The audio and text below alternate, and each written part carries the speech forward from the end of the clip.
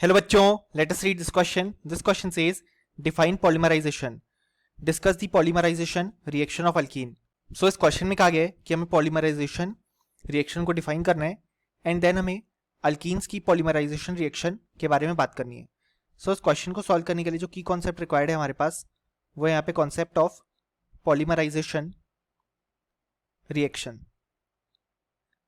सो अगर हम देखें तो पॉलीमराइजेशन रिएक्शन में होता क्या है कि यहाँ पे लार्ज नंबर ऑफ मोनोमर्स यानी कि जिसे हम सिंगल यूनिट्स बोलते हैं वो यहाँ पे एक दूसरे के साथ कंबाइन करते हैं to form a complete unit जिसे हम यहाँ पे पॉलीमर बोलते हैं.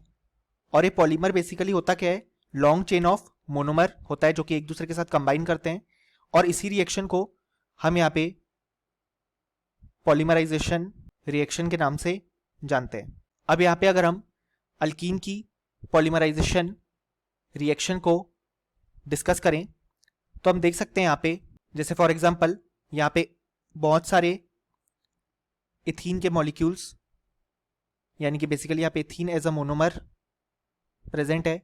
सो जब बहुत सारे इथीन के मॉलिक्यूल कंबाइन करेंगे जिसको हमने यहाँ पे N से डिनोट किया है in the presence of high temperature and pressure and catalyst, तो हमारे पास यहाँ पे इथीन का पॉलीमर फॉर्म होगा जिसको हम कुछ इस तरीके से शो कर सकते हैं. यहाँ पे CH2 सिंगल बॉन्ड CH2 और ये जो पॉलीमर फॉर्म हुआ है इसे हम बोलते हैं पॉलीथीन. सो इस तरीके से हमारे पास पॉलीमराइजेशन रिएक्शन यहाँ पे होती है. सो ये था हमारा complete solution. Hope you understood it well. Best of luck.